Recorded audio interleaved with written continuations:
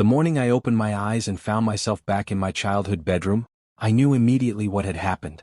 The familiar cream-colored walls, the outdated posters, the smell of my mother's jasmine tea wafting up from downstairs, it all hit me like a tidal wave of memory.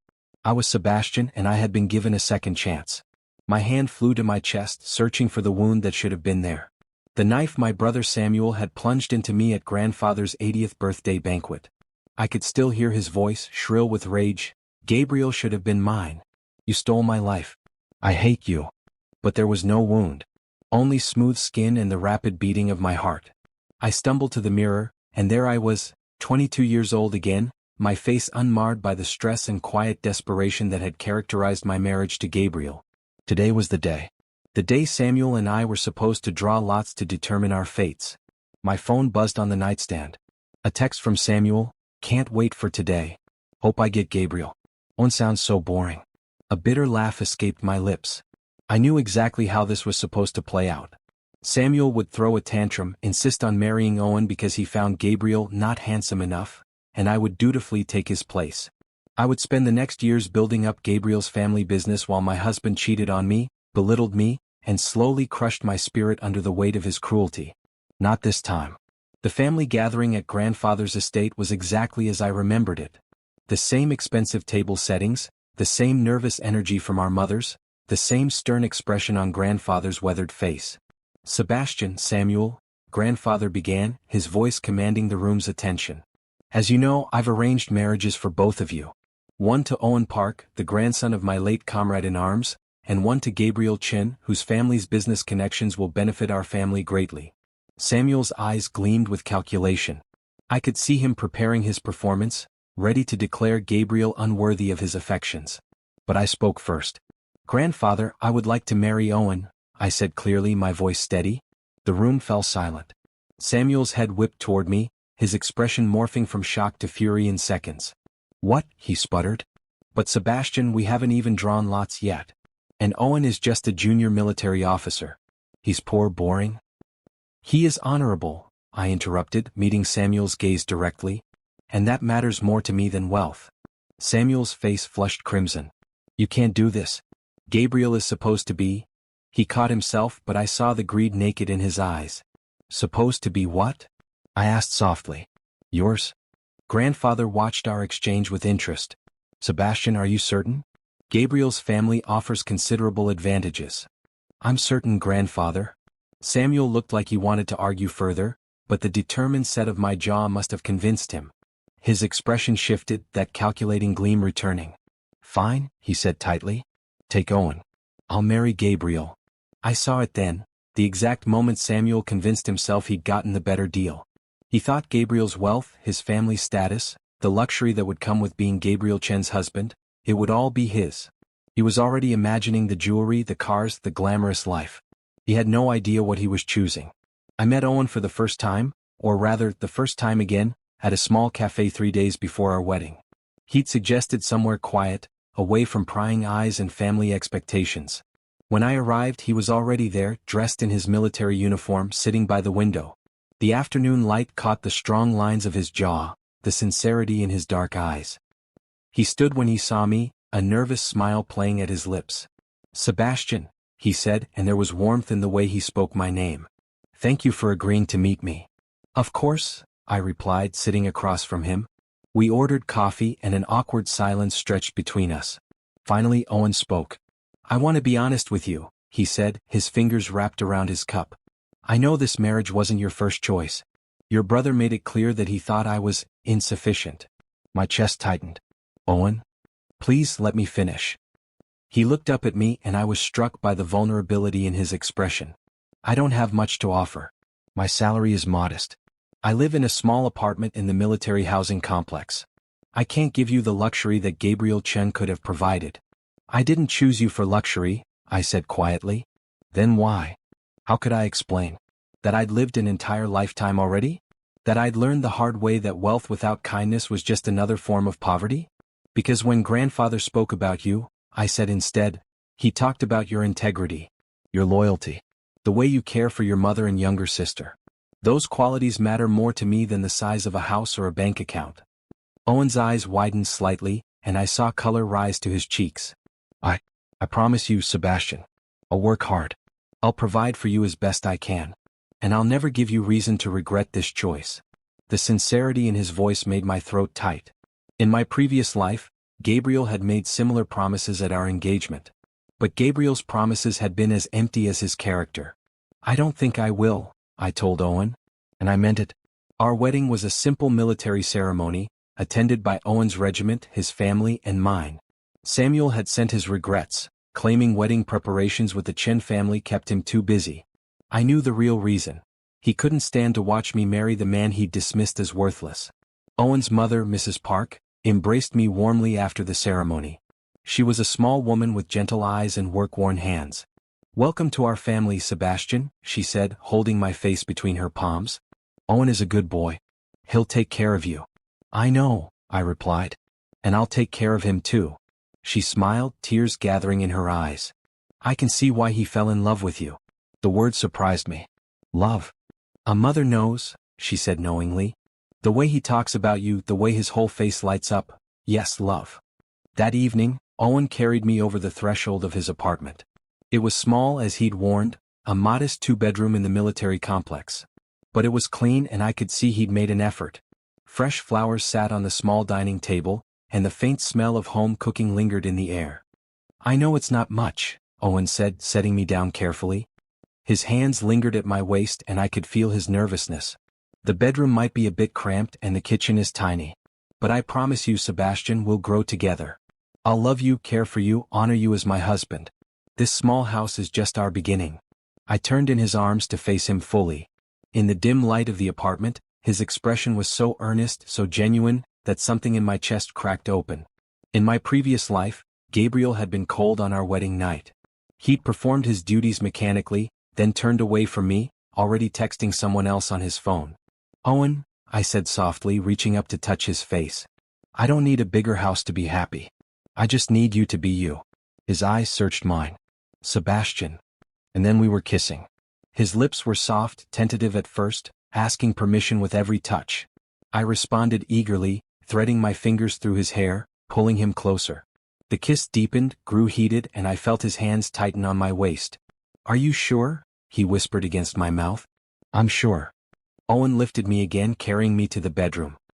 He laid me down on the bed with such care, such reverence, that I felt tears prick at my eyes. This was what I'd been missing. This tenderness, this genuine desire not just for my body but for my happiness. "Tell me if you want to stop," Owen murmured, his fingers working at the buttons of my shirt. "Tell me if anything doesn't feel right."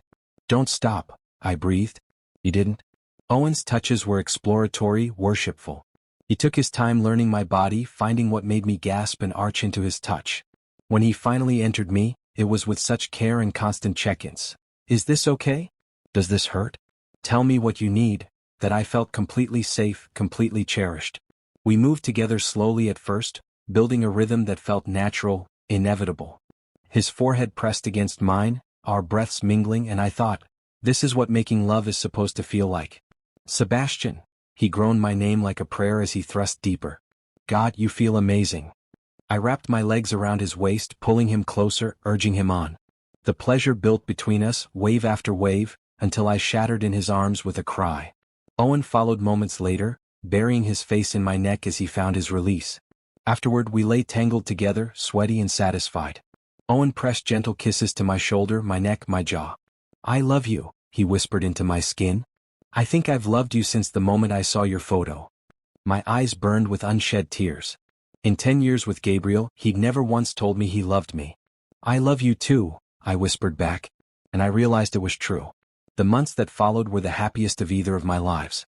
Every morning I woke to the smell of coffee and breakfast. Owen, despite his demanding military schedule, always made time to cook for me. Simple things, eggs, toast, rice, but made with such care that every meal felt like love made edible. "You don't have to do this every day," I told him one morning, watching him flip pancakes at the stove. He glanced over his shoulder and grinned. "I want to. Besides, you're terrible in the kitchen." I laughed. It was true. In my previous life, I'd learned to cook out of necessity when Gabriel stopped coming home for dinner. But I'd never enjoyed it. "Lucky I have you then," I said, coming up behind him to wrap my arms around his waist. Owen hummed contentedly, leaning back into my embrace. Lucky we have each other. His mother visited often, and to my surprise, she doted on me shamelessly. She brought home-cooked meals, helped me organize our small apartment, and treated me with more maternal affection than my own mother ever had. "You're too thin," she'd cluck, piling more food onto my plate. "Owen, are you not feeding your husband properly?" "I try, Mom," Owen would protest with a laugh. "He just doesn't eat enough." But under their combined attention, I did start eating more. I started smiling more. The tension I'd carried in my shoulders for years in my previous life slowly melted away. Meanwhile, I kept track of Samuel's situation through social media and family gossip. His wedding to Gabriel had been extravagant, a destination ceremony in Santorini, with coverage in all the society magazines. The photos showed Samuel dripping in designer clothes, jewels glittering at his throat and wrists, Gabriel's arm possessively around his waist. Samuel had called me once, early in his marriage, unable to resist gloating. "Sebastian, you should see the ring Gabriel got me," he'd crowed. 3 carats. "And we're moving into his family's estate. 8 bedrooms, Sebastian. How's that tiny military apartment treating you?" "It's cozy," I'd replied evenly. "Owen and I are very happy." Samuel had said, skepticism dripping from his tone. "Well, enjoy your little life. I'll send you photos from our honeymoon in Paris." He did send photos. Dozens of them. Samuel in front of the Eiffel Tower, wearing a coat that probably cost more than 3 months of Owen's salary. Samuel with shopping bags from Chanel, Hermès, Louis Vuitton. Samuel at Michelin-starred restaurants, drinking champagne that cost thousands per bottle. I looked at the photos and felt only pity. I recognized that manic gleam in Samuel's eyes, that desperate need to prove his happiness to the world. I'd worn the same expression in my previous life, trying to convince everyone and myself that my marriage to Gabriel was perfect. A year into our marriage, Owen came home with exciting news. "I'm being considered for promotion," he said, barely able to contain his excitement. "To captain. It comes with a significant pay increase and better housing allocation." "Owen, that's wonderful." I threw my arms around him, genuinely thrilled. "They're impressed with my performance reviews," he continued, holding me close.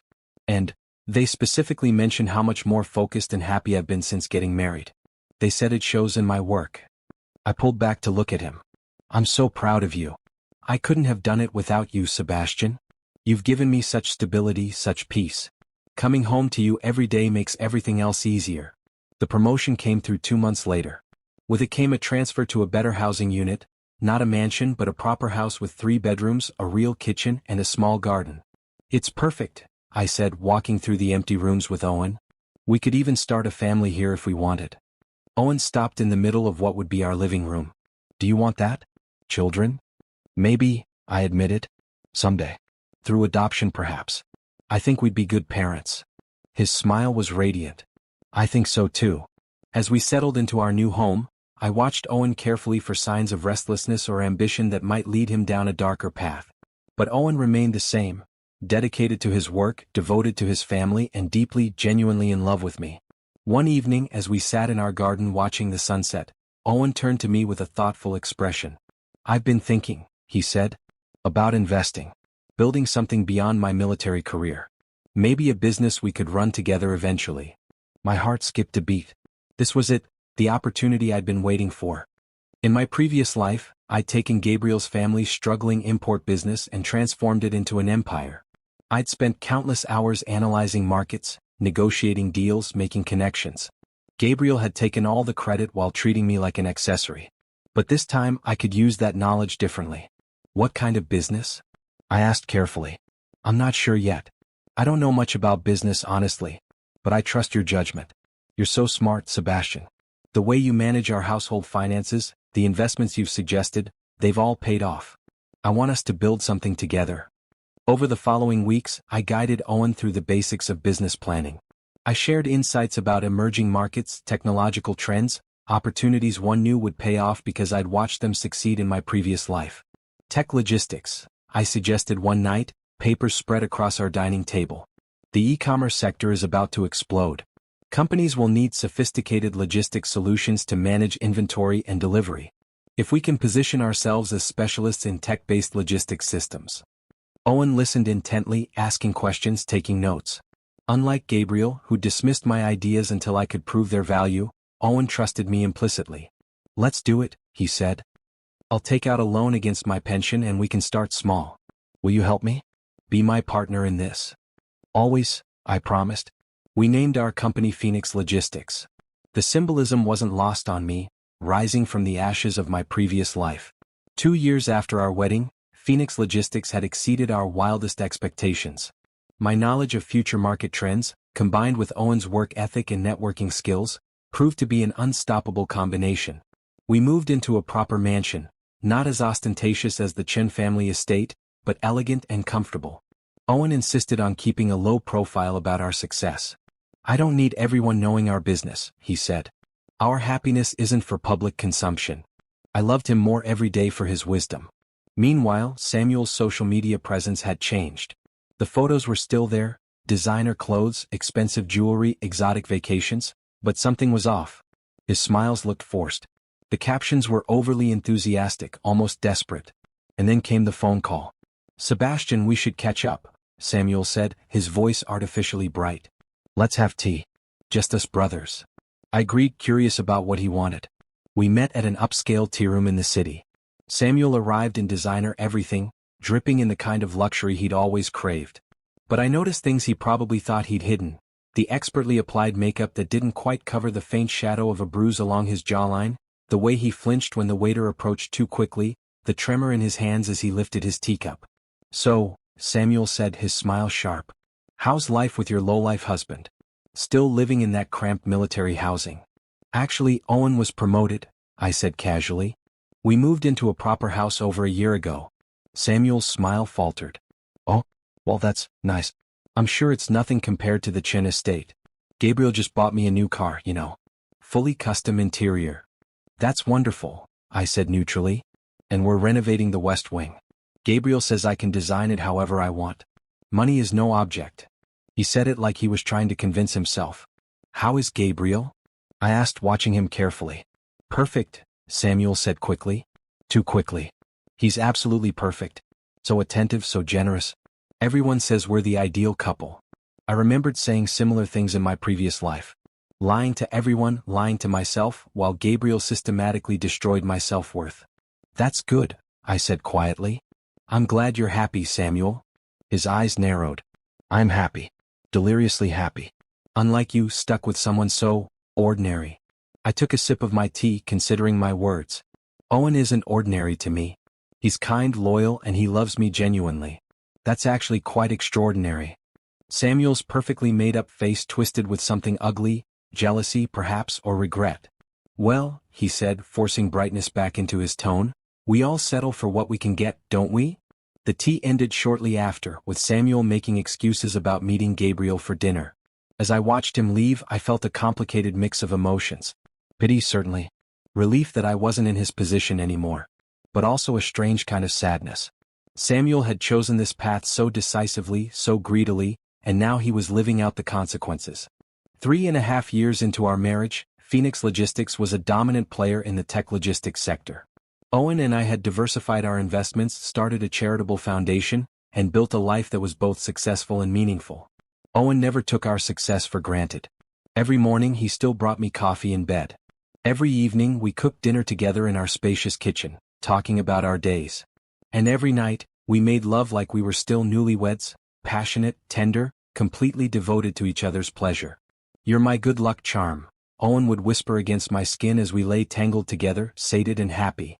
"Everything good in my life started when you married me. We built this together," I'd remind him.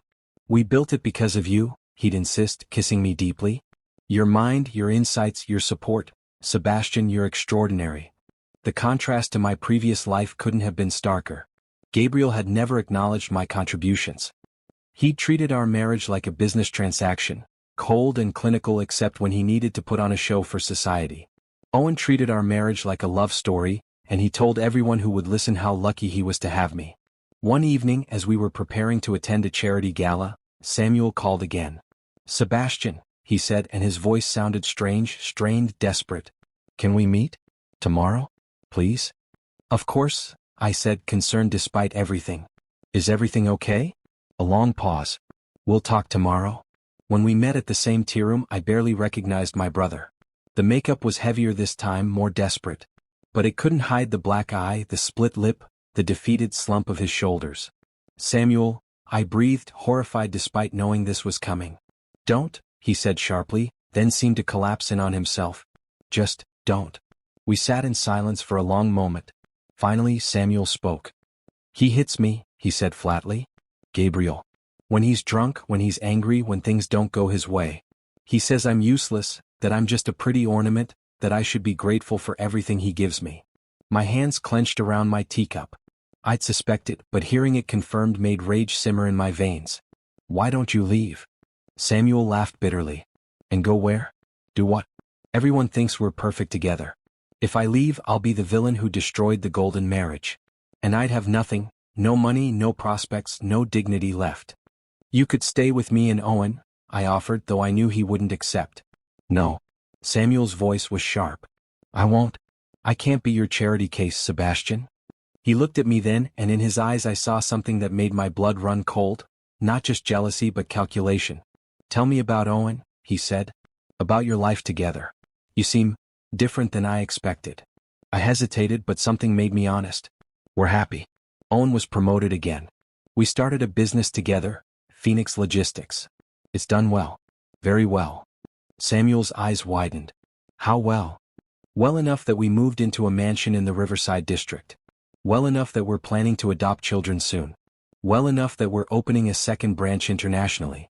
I watched Samuel's face cycle through emotions, shock, disbelief, and then that familiar, terrible jealousy. "You're rich," he whispered. "We're comfortable," I said carefully. "You live in a mansion? You have businesses? With Owen, the boring, poor military officer?" His voice rose slightly. How is that possible? Owen is intelligent and hardworking. And I had some good insights about market trends. We worked together and we succeeded." Samuel stared at me like I'd grown a second head. "But you, and Gabriel, I was supposed to." "You were supposed to what, Samuel?" He seemed to realize he'd said too much. "Nothing. Never mind." He stood abruptly. "I have to go." But before he left, he turned back to me, and the look in his eyes was almost desperate. "Can we switch back?" "What? Can we switch husbands? You take Gabriel, I'll take Owen." "We could." "No," I said firmly. "Samuel, you made your choice. You insisted on marrying Gabriel for his money, his status. I'm sorry he's not what you thought he'd be, but I'm not trading Owen for anything." Samuel's face crumpled. "Why did I get the short end again? Why do you always get the happy ending?" My mind flashed back to our previous life, the knife in my chest, Samuel's enraged face, the pain and betrayal as I died. "You stole my life," he'd screamed. "Samuel," I said quietly, standing to face him. "I need to tell you something. Something that will sound insane, but I need you to hear it." "What?" His voice was dull, defeated. "I've lived this life before." He blinked. "What are you talking about?" "We were born. We grew up.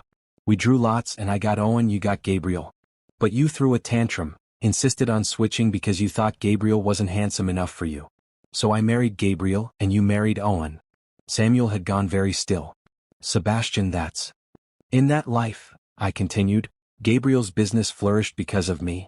I built his empire while he cheated on me, belittled me, and made me miserable. You married Owen and found out he was just an ordinary officer, kind, loyal, but not wealthy. You grew to resent me. At grandfather's 80th birthday, you stabbed me to death, screaming that Gabriel should have been yours, that I'd stolen your life." The color had drained from Samuel's face. "You're insane." "Am I? Or does this sound familiar to you?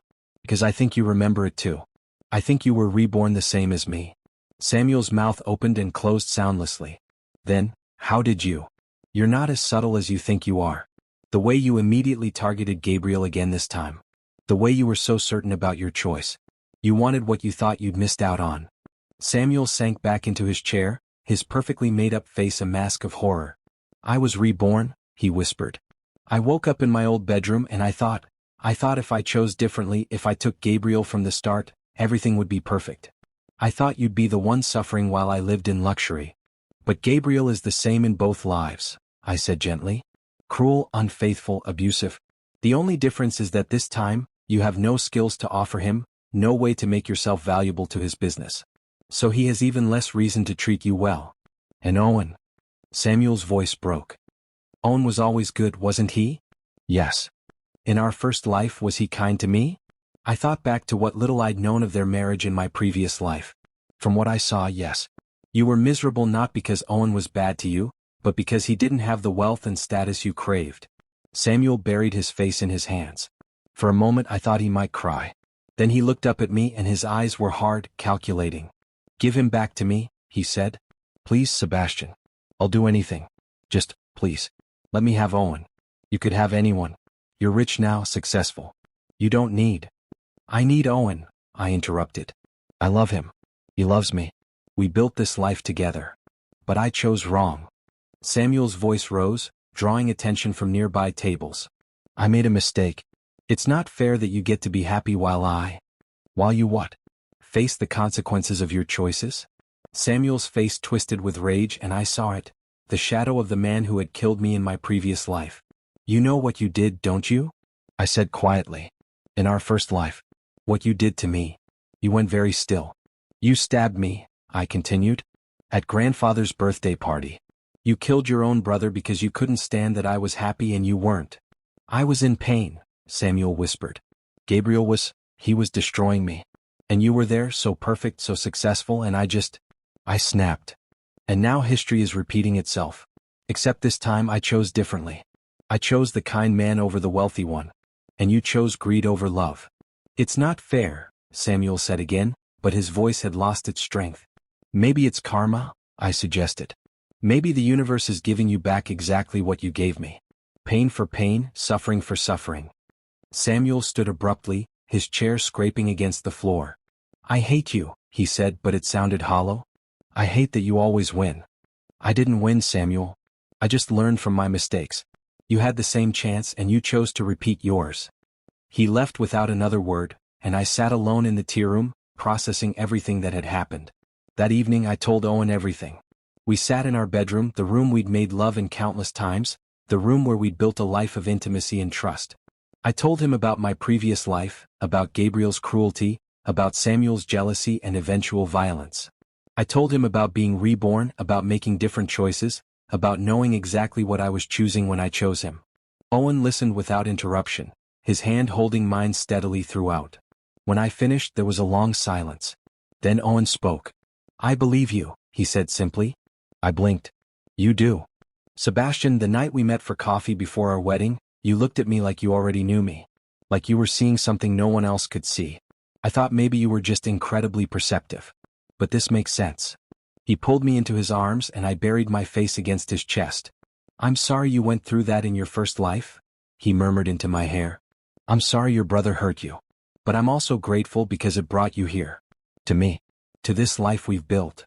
I chose you, I said, my voice muffled.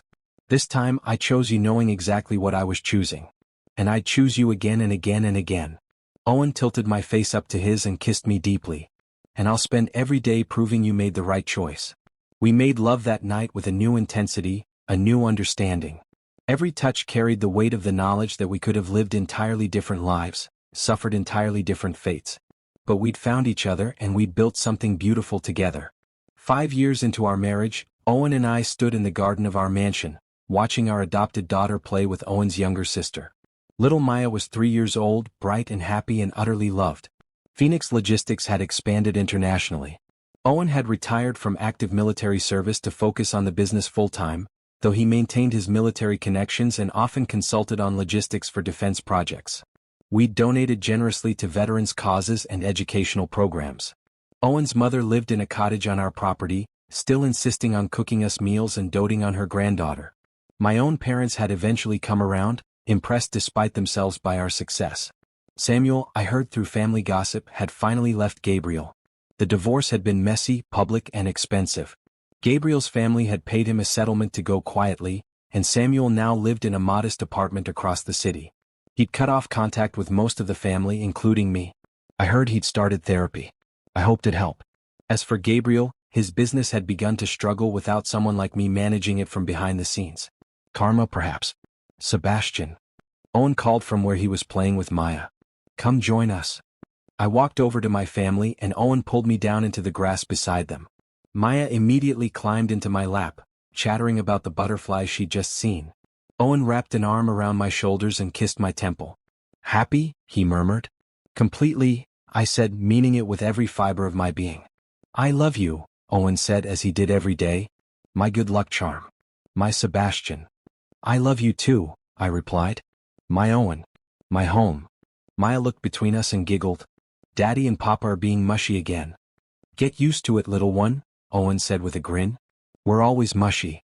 As the sun set over our garden, painting everything in shades of gold and amber, I thought about the life I'd lived before. The pain, the loneliness, the hollow success that had meant nothing without love. And then I looked at my present, at Owen's warm smile, at Maya's joy, at the home we'd built together, and I knew. This time I'd chosen right. This time I'd found not just success but happiness. This time I'd found love. And that made all the difference.